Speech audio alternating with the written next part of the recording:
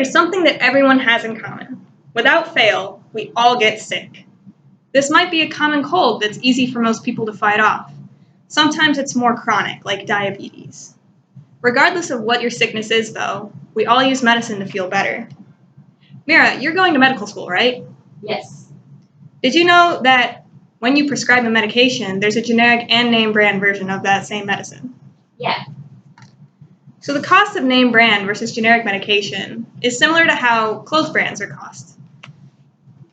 Name brands are more expensive while generics are a lot cheaper. For example, let's talk about decongestants. A quick search on goodrx.com will give you prices across different pharmacies for the same medications, whether they're generic or name brand. A 24 count of Sudafed costs about $4.59, and that's the name brand. The generic medicine, pseudoephedrine, also a 24 count, will cost about $3.16. That's over $1 more money for the name brand. If they both do the same thing, why would you pay more for the name brand medication? If you have severe allergies, whether it be to tree pollen or cats, you'll be taking decongestants constantly so that you can breathe. The generic would save you a ton of money in the long run if you're using a lot of decongestant.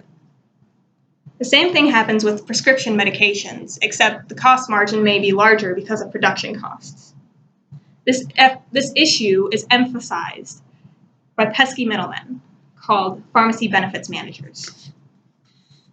According to an article titled The Top 5 Pharmacy Benefits Managers, PBMs, and How They Work by Edward Lamb from December 16, 2018, says that PBMs are an intermediary between insurance and other members of the healthcare industry. In that same article, one of the main goals listed for PBMs is to make medications as cheap as possible for consumers to buy. Amber, remember my earlier example? Mm-hmm. Was the generic or the name brand more expensive? The name brand was more expensive. Yeah, it's more expensive. But I found an interesting tidbit of information about how PBMs are keeping their medications affordable. A Gale Group article titled Rising Drug Costs Drives the Growth of PBM's Exclusions List. Are exclusion decisions value-based? By Joshua P. Cohen and 3 other authors in 2018 says, PBMs like CVS Caremark and Express Scripts are excluding medications from their services.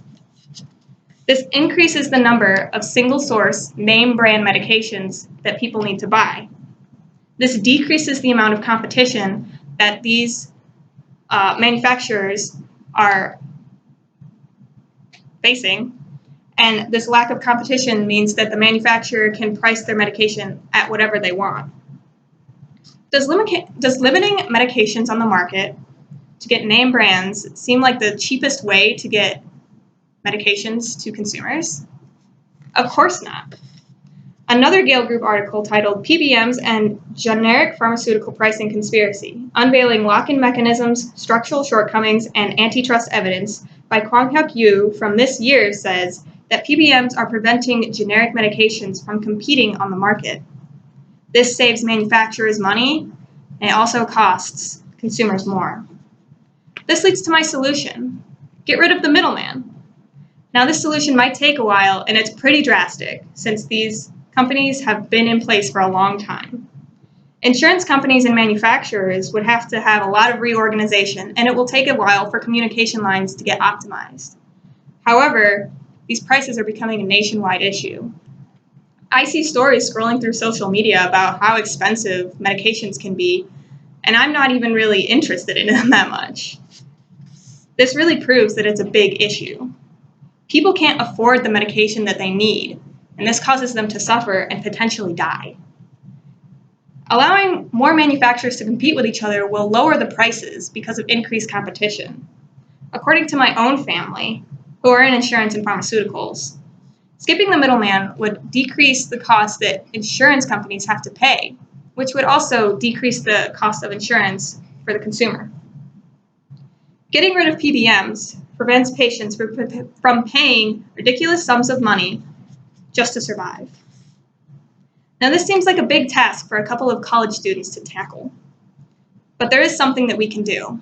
Instead of getting your medications from a CVS or a Walgreens, you could get a local pharmacy. You'll get the same medication from people that are also against PBMs. Oftentimes, local pharmacies can also offer you more services like compounds. These compounds can be varied from pain creams to specialized pain pills. Another thing that we can do is talk to our representatives and get them involved in the conversation. Policies forcing PBMs to be more open about their behind-the-scenes actions can prevent them from excluding cheaper medications.